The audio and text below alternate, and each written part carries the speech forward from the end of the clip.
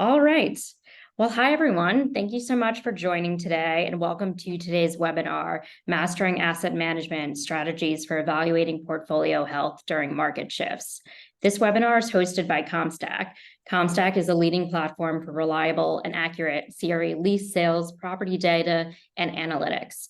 Our data is crowdsourced from a large network of professionals at brokerages, appraisals, and then reviewed by a team of our real estate data experts. Our clients and partners include investors, lenders, asset managers, brokers, and appraisers who use our insights to drive their business forward.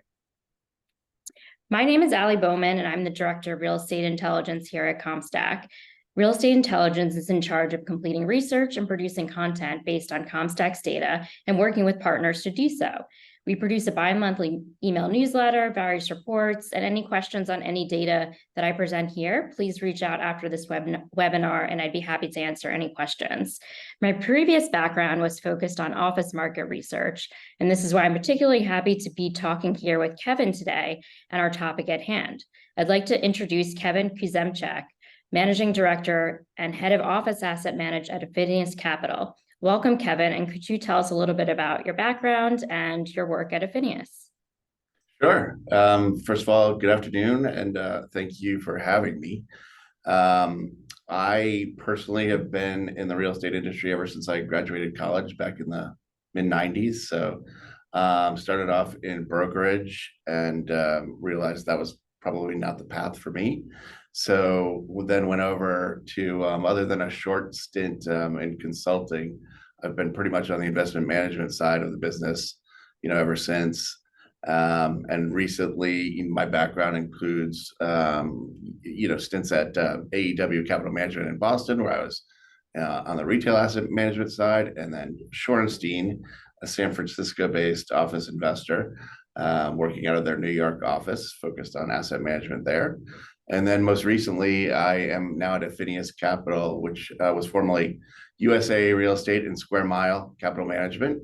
We are headquartered in San Antonio, and I've been here since about 2018, so going on 6 years here. And Alie, as you said, I'm the head of office asset management here. So Affinius is an integrated institutional real estate investment firm.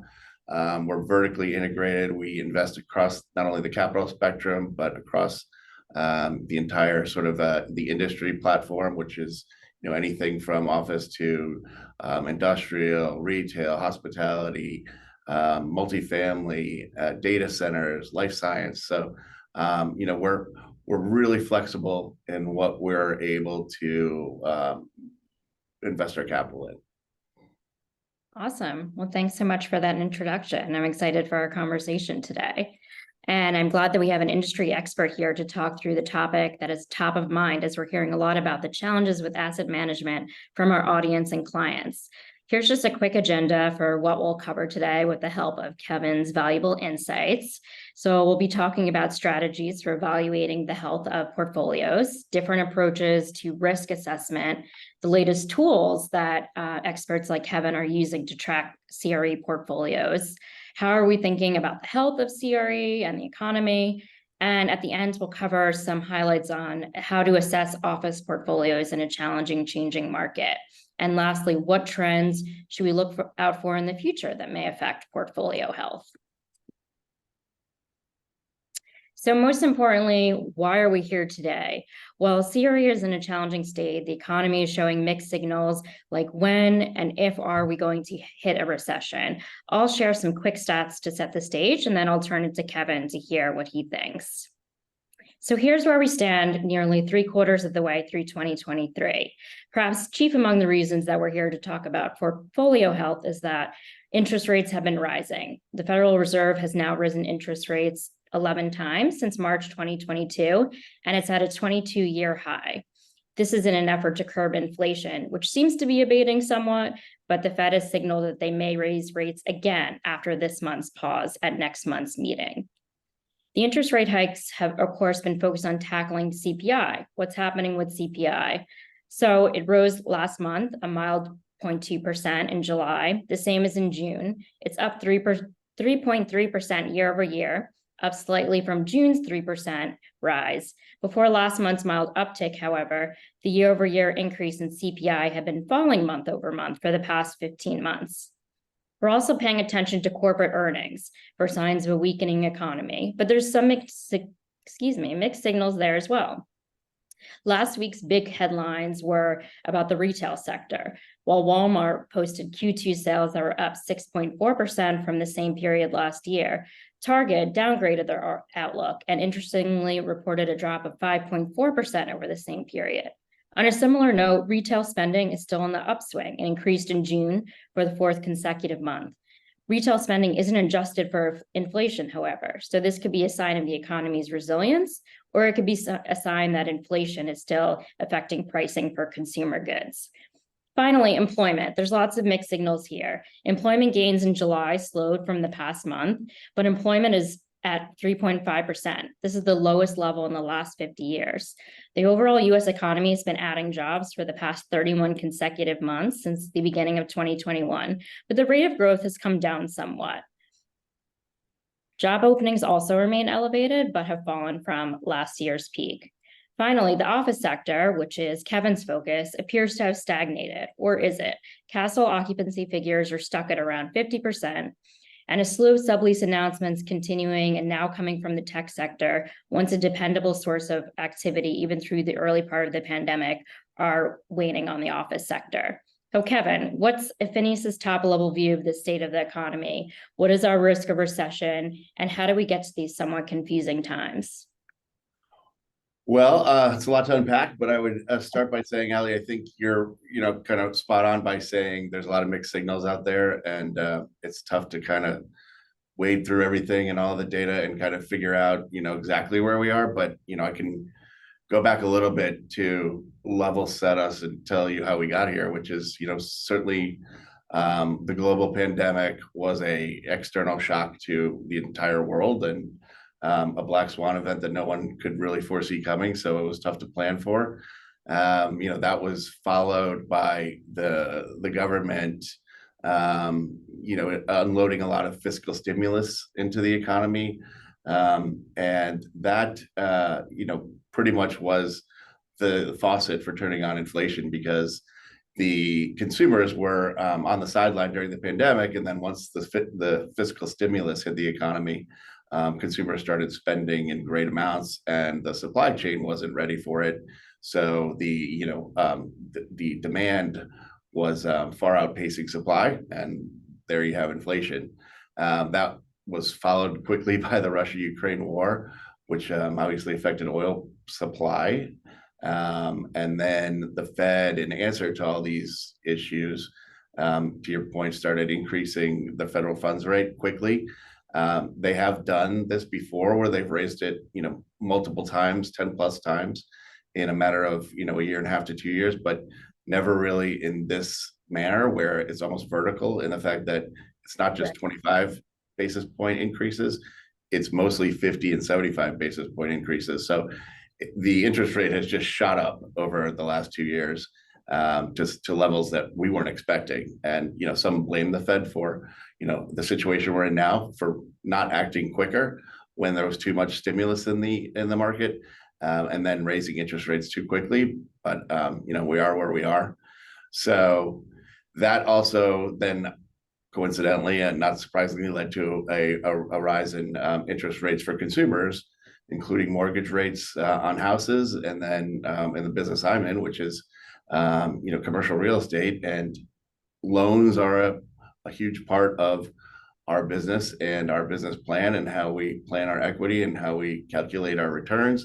So that had a massive impact on our business in general, but most noticeably in the values that we're all assuming and underwriting for our portfolios, which are pretty much valued quarterly. So each time there was a bump in the federal funds rate, you could almost predict that there was going to be a decline in the valuation of our real estate portfolio. And certainly that has been happening to everyone across the real estate spectrum over the last, call it year and a half to 2 years.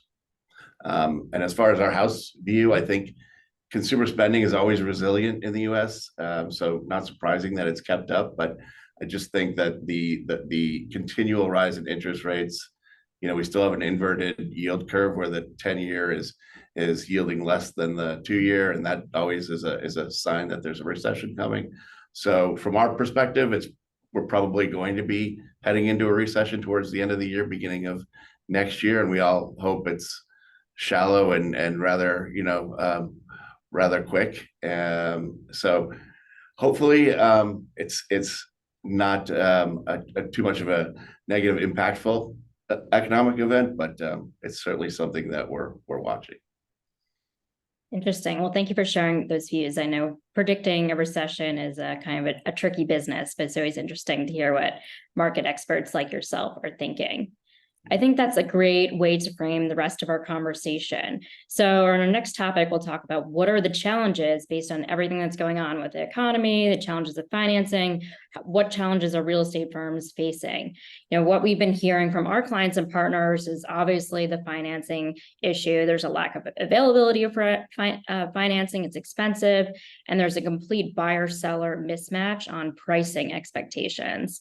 Also, it's challenging to understand market conditions. I know we've spoken about this, but understanding where cap rates are in a transaction environment where there's such low activity, and also property level challenges like rising expenses, the risk of tenants expiring, leaving, downsizing, and also capital expenditures for buildings have been on the rise. With all those challenges you just mentioned, Kevin, what are the challenges that CRE-focused firms like Affinius are facing in the market? Oh, you name it. And it's something that is a challenge for us right now. Every day seems to bring something new, but there's certainly a lot of uncertainty across the entire real estate spectrum from, what we think and what we're forecasting for future leasing, what we think is going to happen to interest rates. And then obviously, we're all closely watching our values on a quarterly basis, which is at a disconnect right now, given that as we said, the interest rates are rising so rapidly, and there's illiquidity in the market with no, very low lack of available financing. So that's leading to a lot of unknowns as to where value actually is, because with no financing and not a lot of capital, there's been a lack of sales, and without transactions, it's hard to exactly kind of peg where your portfolio value is. So the illiquid markets, the lack of available financing is certainly one of the main issues that we're dealing with from our across our real estate portfolio. Office in general, and just more specifically, we're obviously everyone's talking about what is the future of remote and hybrid work. That's sort of TBD in my mind. I think it's something a lot of people love to talk about, but we'll get more into it in a little bit. But I think it'll evolve. It's something that we have to deal with as real estate professionals, and it's certainly not going away. But I think it becomes much less of an issue as we kind of go across the next couple of years, especially if we go through a recessionary period. The other challenges that we're facing, obviously, refinancing from an owner standpoint, given that we, bought assets in the 2018 to 2020 period, those loans are coming due for maturity at interest rates much lower than we're facing today. So the combination of the value erosion combined with the interest rate rising and the financing rates where we have them is going to lead to a lot of difficult conversations with lenders over the next couple of years, as loans are probably higher than values in many cases right now. So that correlates to there's a negative investor sentiment across the investment world as far as putting more money into real estate. I think it's a wait and see right now. The equity rebalance is something that anybody in office and probably most other disciplines are facing, which is we're all, as I said, talking to lenders when our loans are maturing, and in many cases the lenders are asking for a meaningful pay down to the principal balance. So we're having to come out of pocket with equity to rebalance our loan and keep it in line with the value. Something I'm concerned about is basis dislocation. That's something that could come into play over the next year or two, which is, owners that have the capital and can acquire office assets at attractive basis can be in a better position to, lower rates and offer, more in concessions compared to folks that have held onto their assets and have higher basis. And adding more equity to the basis isn't as attractive as it may be to those investors that come in at dislocated values in the next couple of years. And then it's just inflation, which is hurting everybody, and most especially when I say that, it's on the supply chain. We're just as a matter of fact ordering generators for a data center project that we're doing, and we heard from the vendor that the lead time to receive generators now is approaching 150 weeks. So, supply chain dislocation is also going to affect the industry as a whole. Wow. Well, lots of challenges. Let's dig into a couple of those for a couple minutes. So you mentioned hybrid and remote work. So this is kind of the industry standard that we've all been looking at, I think since probably like July 2020, which is the Castle data, which tracks key swipes at major buildings in 10 cities across the United States.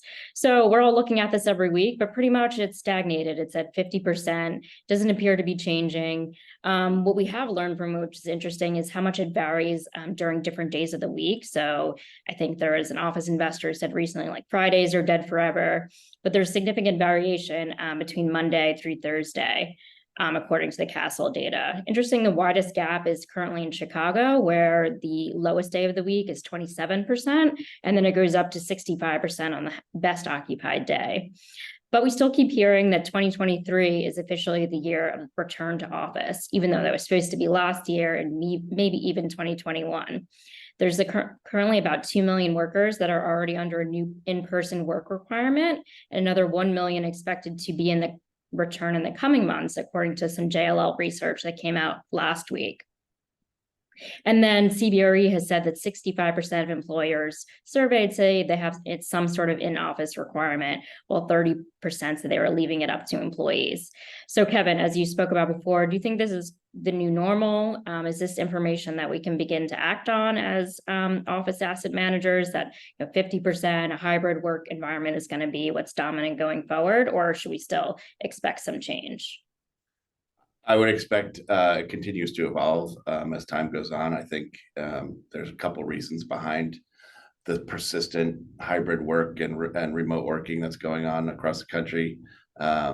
Chief among them to me is that workers here probably commute longer distances, especially in the larger cities, than they do to our compared to our European and Asian counterparts, and probably live in larger spaces than they do. So it becomes comfortable to stay at home and not have to deal with an hour-and-a-half commute each way. And so, the other thing that goes along with that is if you are doing that commute and you're coming into an office and you've spent that time getting there, and your office is just a large floor plate, low ceiling, dark lighting, not a lot of natural light and air. The building has a lack of amenities. There's not a lot of upgrades to the HVAC systems to provide more fresh air, which is, kind of chief among what people want these days. There's no outdoor space. Why would you want to commute an hour and a half to get to that when you can work out of the comfort of your home? So that's where I think there's going to be a disconnect of certainly winners and losers in the office sector, because, employers these days it's almost a requirement that they have to make the workspace better and more attractive than home. So to do that, especially with a longer commute, you have to offer best in class amenities at your office building and within your space. And we're certainly seeing that on how new space is being designed these days, which is, not just rows of cubicles, but more breakout spaces, more collaboration space. And just with the goal of making it a more lively, active environment, so that when you do get to work, you feel like it's worthwhile. And so to me, it's going to be, those owners and investors that focus on that and focus on delivering the best they can in class to office users, and then those office users in turn making their space attractive. That's what's going to drive employees back to the office in my mind. Yeah, that's an interesting perspective, that one drives the other. The quality of the space could improve, occupancy levels and vice versa.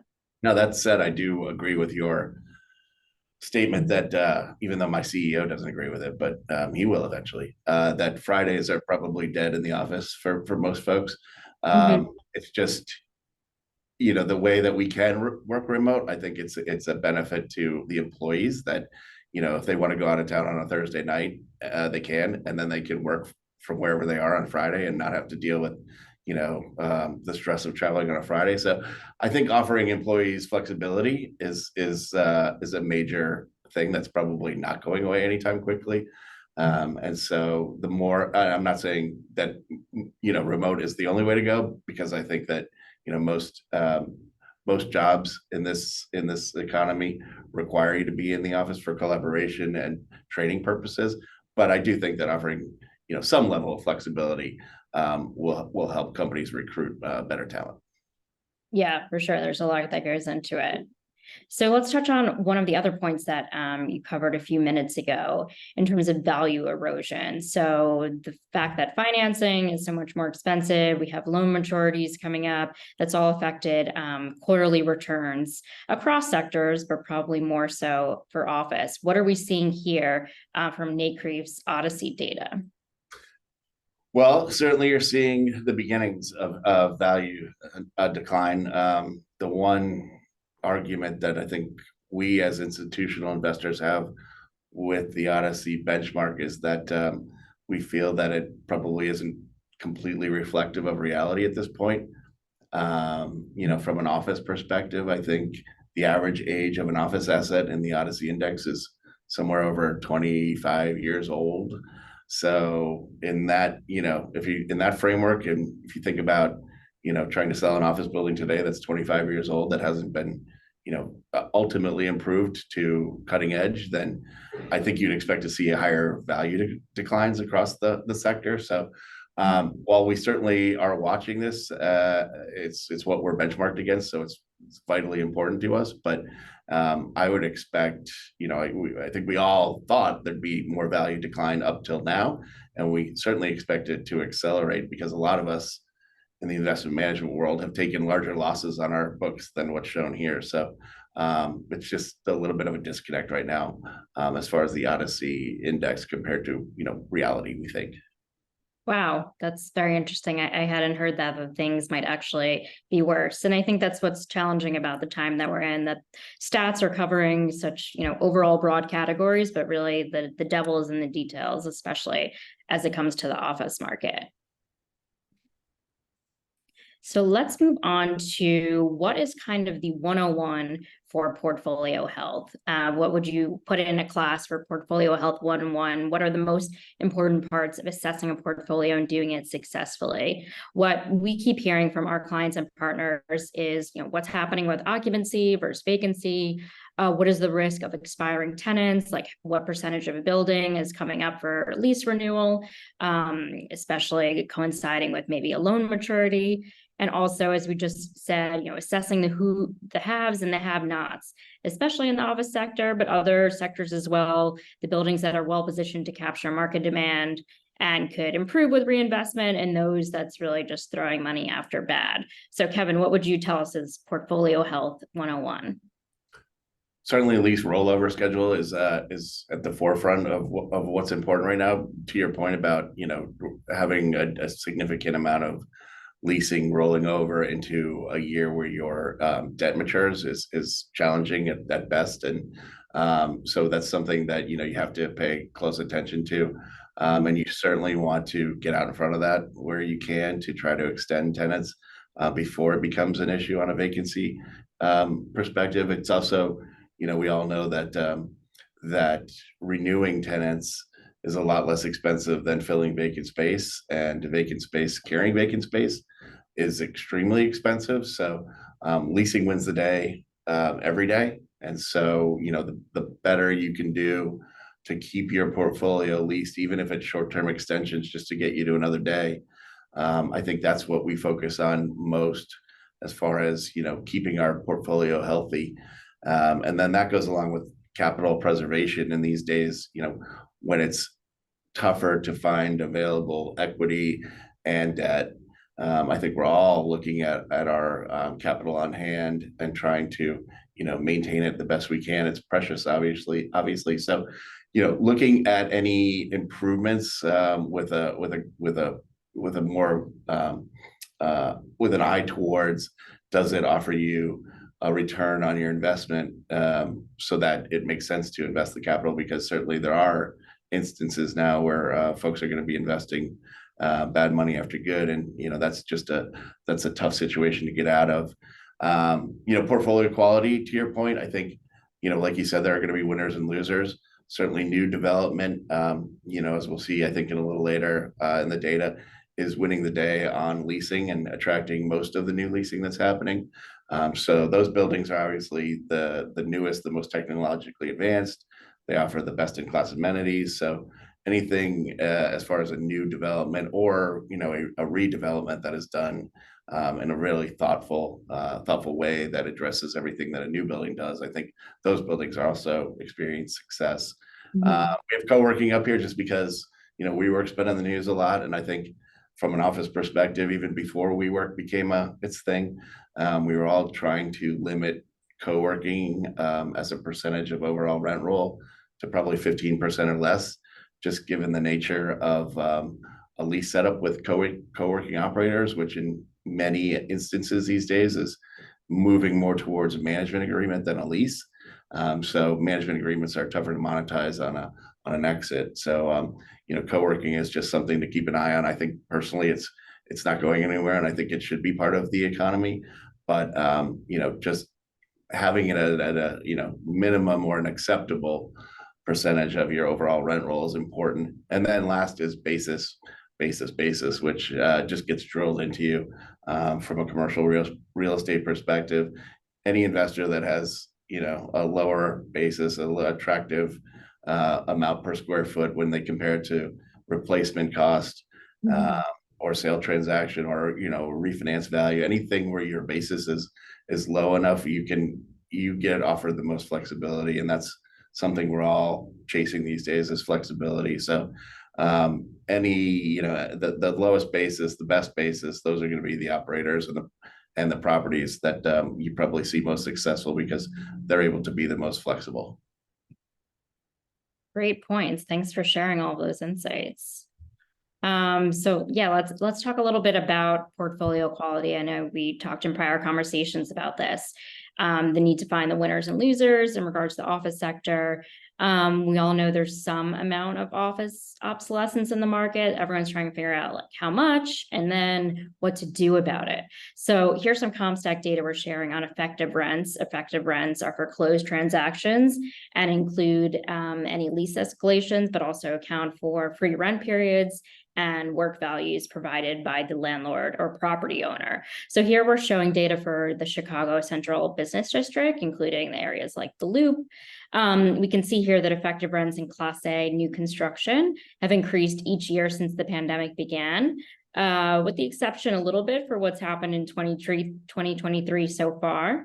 Meanwhile, everything else, with the exception of maybe Class A buildings that have been renovated recently, has lagged behind, and there's a widening gap in effective rents between the new stock and everything else. Kevin, we spoke about a property that Affinius has in downtown Chicago. Does this jive with what you're seeing in the market and what is driving success there? Yeah, this perfectly illustrates that point. Our investment in the building in Chicago is as preferred equity position. So, we're not directly in the ownership seat, but we are side by side with the current ownership and partners with them. And, without naming the building, it's an asset that's seen tremendous activity. It was delivered probably two years ago, maybe right in the middle of COVID, and is now 96% leased. With most of that leasing happening in the last year and a half. So, just a great leasing story for a building that was delivered in, one of the more difficult environments to lease office space. And not only did it lease, but it's now set 3 separate Chicago rent records along the way. So just proves out that, the companies of today, to maintain the best talent and to get folks back into the office, are looking at best in class product. Yeah, that makes a lot of sense. And these products that are new construction will, likely continue to have success because not a lot of opportunity and new construction happening for office buildings now because of what's happening in the market. But any new construction that's already underway or is on the market, may continue to attract attention. And this is sort of showing the same trend that we just talked about, talking about, US stock overall, again, some data from NCREIF and your company as well. So this is covering all of the US. And so rent recovery has really been focused in buildings built after 2010, which, 2010 is now 23 years ago, but that's still considered new.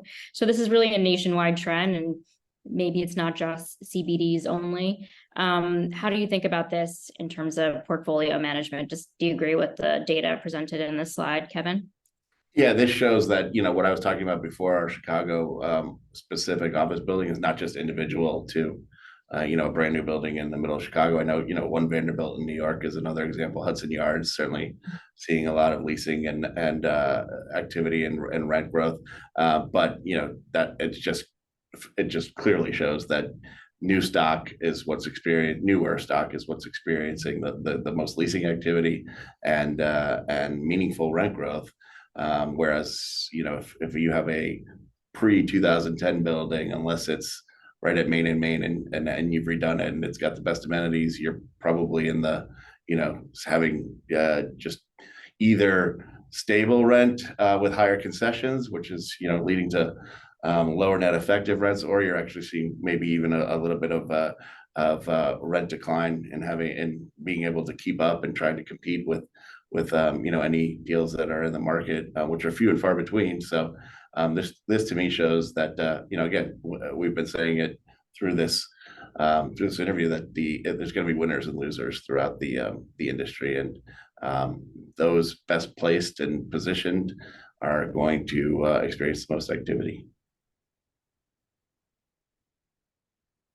Excellent. So let's dig into, there's a lot of data, there's a lot of information. We don't live in a low information world. What we've been hearing from our CRE clients and partners is that they're looking at economic indicators like GDP. They're looking at what's happening with employment.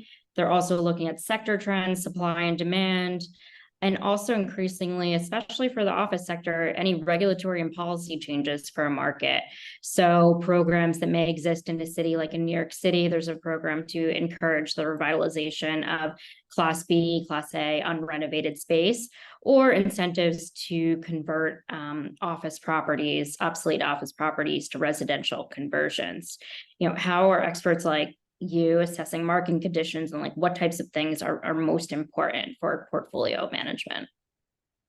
Well, I think first we look at the economy and what's happening with employment growth, and it's I think you mentioned at the beginning that the U.S. still has a sub 3.5% job unemployment rate, right. And that's pretty strong. That's very strong. So it's just odd that it's kind of coming in different parts of the economy. I think professional services is probably leading the way, whereas a lot of the maybe large office users such as banks, financial services, tech is lagging, and therefore for my industry that's kind of a disconnect for me, is I'm seeing very low unemployment, but not a ton of job growth in the large office using sectors of the economy. So that's to me leading is a challenge because there's not a ton of now leasing velocity. So that is the second point here, is something that we're watching is closely what's happening in each market in terms of leasing velocity. Obviously a lot of sublease space has been dumped on the market, especially again back to sectors where there hasn't been a lot of job growth like tech. So San Francisco, Silicon Valley, New York City, Chicago, seeing the brunt of most of the sublease space that's coming on the market.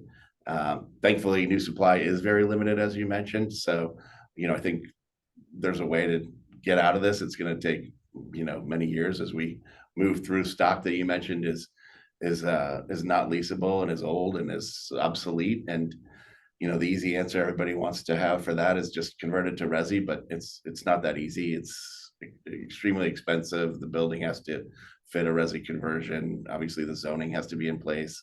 The basis has to be low enough to support the expense. So therefore, you're probably going to need city involvement and tax breaks and everything. So it's just, while it's an easy thing to say and it'd be great, I think, you're going to see a lot more buildings torn down and perhaps, city parks, little pocket parks that you are apartment conversion on these older buildings.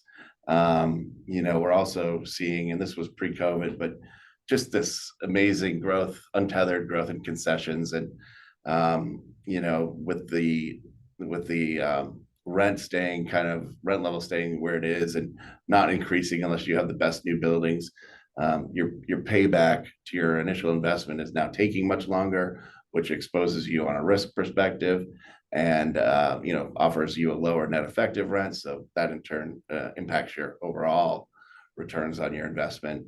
And then lastly, I'd just say, there's a lot of noise out there, as you mentioned. And if you just watch TV or read the news, you believe that the real estate industry is collapsing all around us. But in reality, it's a very finite part of the real estate industry. It's unfortunately the part I'm in, but office where we're facing the biggest challenges. Now that said, there's obviously challenges to every other sector because of the higher interest rates and therefore lower values and things that I'm working about. But the metrics and the fundamentals are still very strong in industrial and multifamily.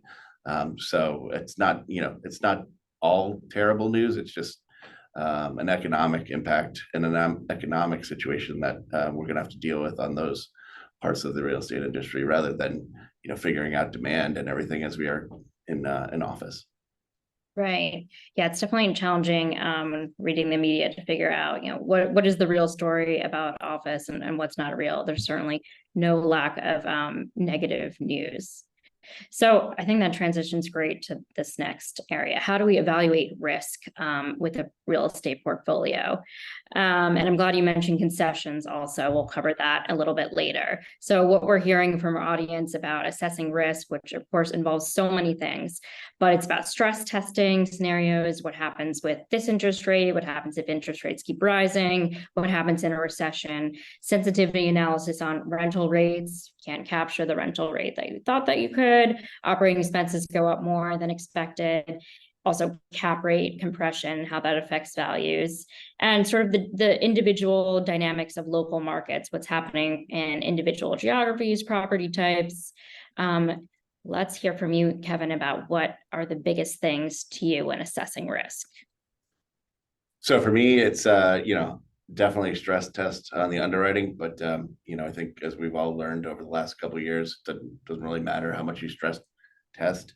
If there are external shocks to the real estate industry as a whole, even the best underwriting is wrong right after you complete it. So you have to kind of look at it, at least we do at Affinius, which is what level can we get to on a downside scenario where we can preserve capital and our principal. And if we can do that through leasing and capital investment, and then hold to an exit, and we've managed to limit the amount of equity that we've either lost or preserve it all, then that's a successful investment as far as we're concerned. So that leads me to, you got to be able to lease your assets. And so that's one thing I would always I look for whenever I look at a potential office building, is just what's the history of leasing, where does this building fit in the submarket?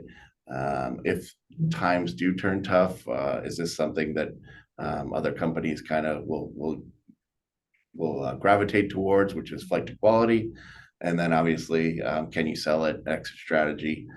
difficult now because of lack of credit, but you want to be able to understand and assume that if you do implement your business plan and you're successful in completing it, that there is an exit at the outset and the completion of the business plan. Yeah, that makes a lot of sense in terms of assessing risk and figuring out what the downside is, even if what's affecting the office sector now is no one could have predicted a global pandemic that totally changed the way that we live, work, and virtually do everything. But yeah, that makes a lot of sense, and figuring out where the bottom is and how to avoid that. Mm-hmm. All right, let's move to the next part of this, which is sort of near and dear to our hearts, but how important is data-driven decision-making in assessing and managing the health of your CRE portfolio? So as a data company, we hear a lot from our clients about how important it is to get recent and real transaction data. What's actually leasing in the market and what is not? And for what's leasing, what is the effective rent? What is the spread between an effective and a starting rent? What is the level of concessions? What are the leasing trends in the market? And timely info also. Data-driven can mean a lot of things, though. Data on individual properties, sector, market, on the economy. What does data-driven mean to Affinius and to your approach, Kevin? And are there any new data types that are more important in this sort of post-COVID hybrid work environment? Well, I think, on a generalized basis, I think, data is the most important metric that we have, which is it, influences our decision making and empowers us, and also, gives us the most up-to-date information as far as where to meet the market, which is something we all have to be able to focus on. So that said, I'd say what CompStak provides in terms of leasing and sales comps are the most critical in allowing us to do that. I'd say sale comps are going to be very important going forward, because appraisers who, kind of peg our values on a quarterly basis are inherently 6 to 9 months behind current time. And so as we watch sales comps, we're going to have to be able to use those in educating the appraisers on what's an actual sale versus, maybe a distressed situation that is completely different than a free and clear sale. So in that situation, you have to rely on your quality vendors to separate the differences in those things, so that what we are using and the information we are given is relevant. I'd say, obviously, we mentioned post-COVID, and we've seen a big uptick in sustainability technology, Energy Star, water savings, utility savings, lower carbon footprint measuring. So just things that, we're all going to have to deal with at some point, and a lot of us are headed that way. Not only is it important for us as responsible citizens, but it has a big impact on future fundraising. So, the folks that are embracing sustainability and sustainability technology are going to have a foot in front of everyone else. So, the data, the sales comps, the sustainability, everything that kind of comes together to inform us, and the better informed we are, the better decisions we make. So, to me, data is critical in decision making. Absolutely. Yeah, I totally agree with you that sales comps is kind of a data set that, we're hearing a lot from our clients, that they want to know sales comps, but also want to know what was going on in the property at the time of sale. That they find, the ability to see, lease comps as alongside a sale comp, what was expiring at the time of the building sale, what was the effective rent like, actually gives them a better sort of sense of, was this an opportunistic sale, was this a distressed sale, and that sort of thing helps to get better information on the market. Absolutely. So lastly, let's dig in a little bit more about best practices and what kind of tools or platforms that you use as a asset manager to track and analyze performance. Yeah, sure. So office leasing, VTS is the market standard for us in the office industry. They've moved a lot beyond, and I've known the VTS folks since they first started, but they moved far beyond where they came out to the market, which was, just advertising available space, to now being able to track, rent, the concessions that we talk about, that therefore feeds into tracking net effective rents. They track tenants in the market, which then goes into economic sectors that are in the market, so we can tell, of the current demand that's in the market, where's it coming from, and that allows us to, again, make sure that we're offering the best and most current space we can, and the current, a competitive deal. We want to make sure that we're never out of the market, and so that VTS helps us on that. Obviously, sale and lease CompStak is the leader. And then I think you and I have talked about, not only sustainability, but there's going to be a big push into artificial intelligence as we move forward. And, that's going to become the next big thing as to how that helps, gather data and bring it out to the users of the data, in a concise and meaningful manner. Since it's just starting, to me, there's a lot of questions around it, but it's, no matter what, it's going to be a big part of our future. Yeah, AI, I think I've heard of that. Should look into that. Definitely, yeah, something interesting for many industries, but particularly for CRE, which oftentimes may be a little bit slow to innovate.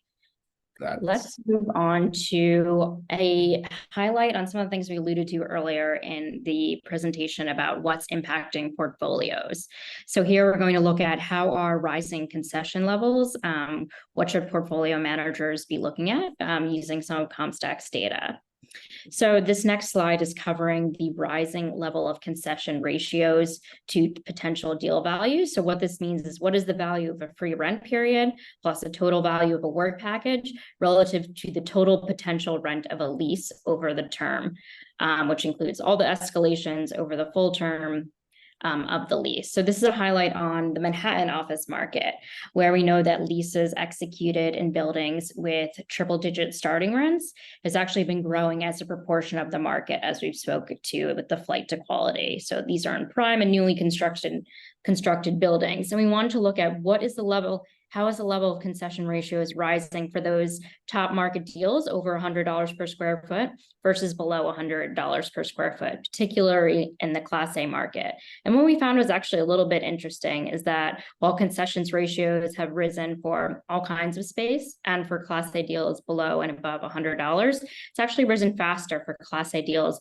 with below $100 starting rents, whereas it's sort of plateaued for the past 3 years for those with triple-digit plus starting rents. So this sort of goes to show that even though, like you said, many landlords are having to spend a little bit more to get tenants in their building, but the fact that it's plateaued may speak to that there is actually growing competition and demand for this market versus other types of space.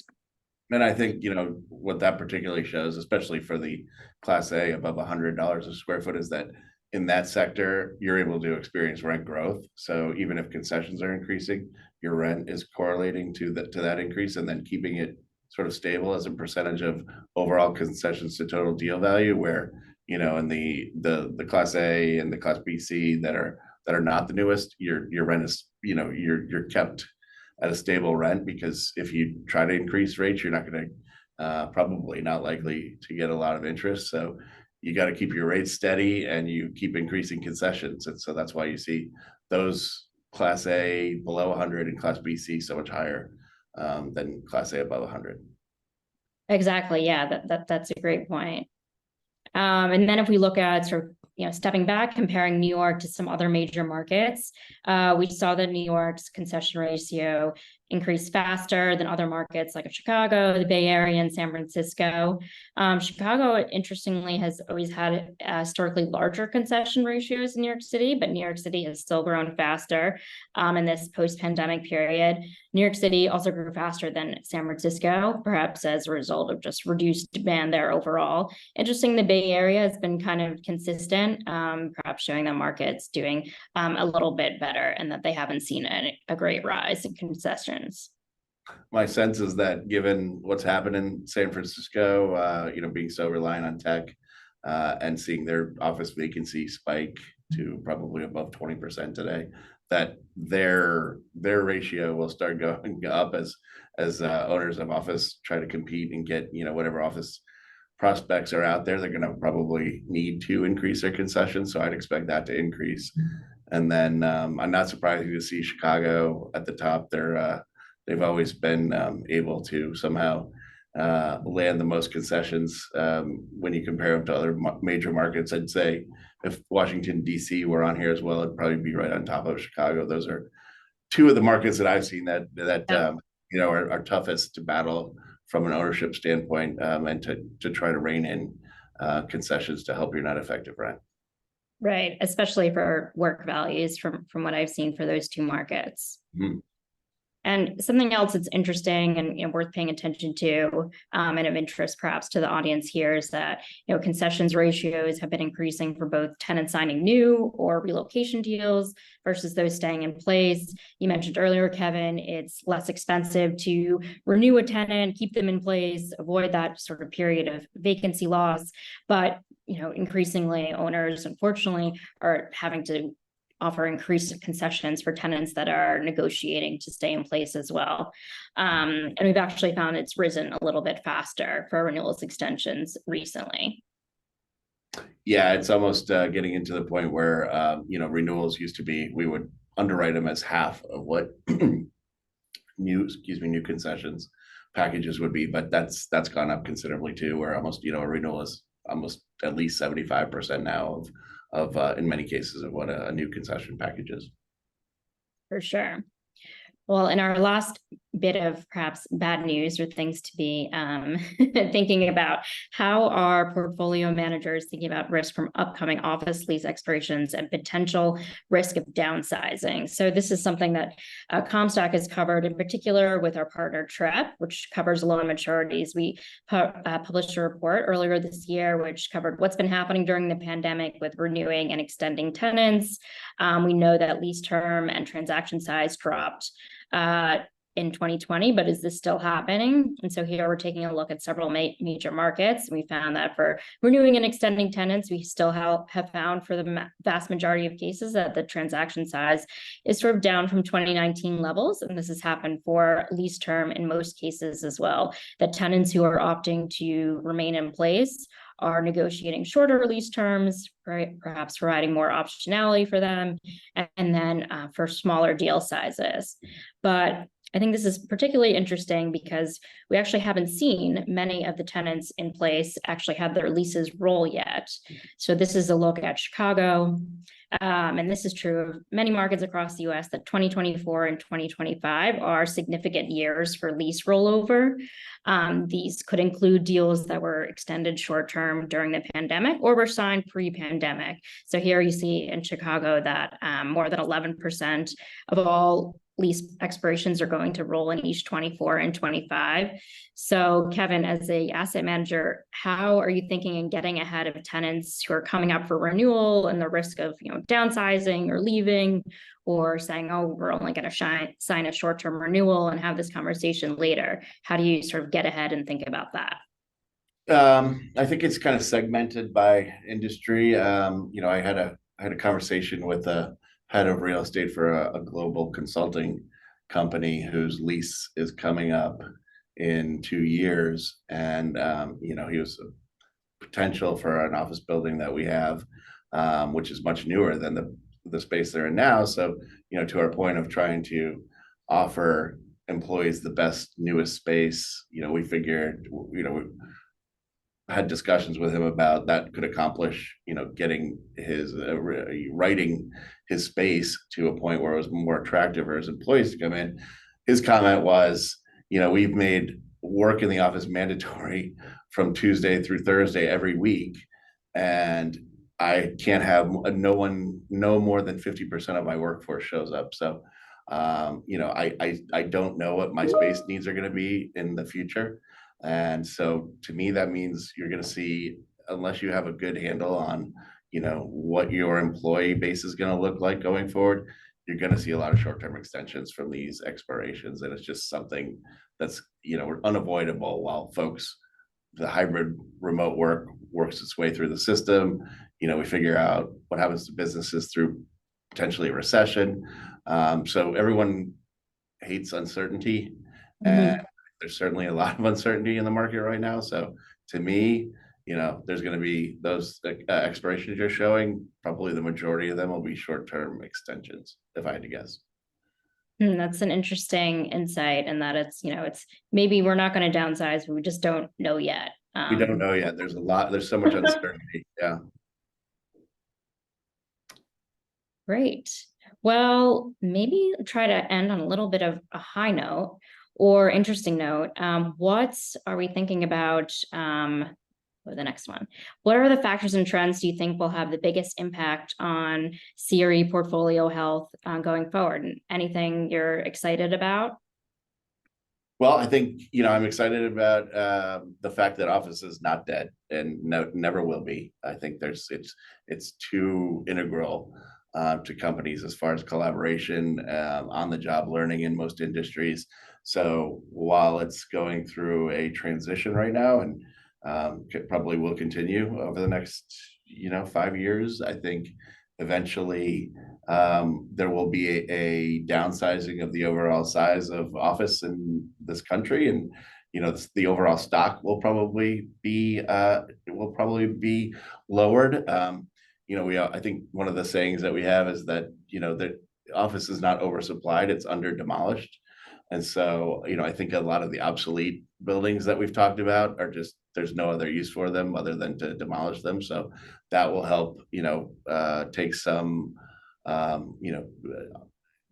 non-useful office out of the overall inventory, which therefore leaves us with a lower inventory. If we can control supply and demand comes back, then that helps everybody. I think we're certainly going to work through hybrid and remote work. I think I've said this, that it's going to be a part of our world and our life as we go forward, but I think it becomes much less important as offices rethink how they want their employees to be and act in an office building. And then AI we spoke about. I think that's going to help inform us as we move along, so that as this industry comes out of the lows that we're in now, and we move on, hopefully it allows all of us to be successful in the future. Excellent. Well, we live in interesting times, that's for sure. Yes. Well, thank you so much, Kevin. I want to profusely thank you for joining us today. This has been a great conversation. I've certainly learned a lot, and I know our audience did as well. Thanks for sharing your insights and best practices for asset management. I'm sharing our respective companies' contact information here. If you have any questions about any of the data that you saw here today, you can reach us at marketing@compstak.com. But thanks to everyone for joining, Kevin as well, and I hope everyone enjoys the rest of summer. Thanks for having me.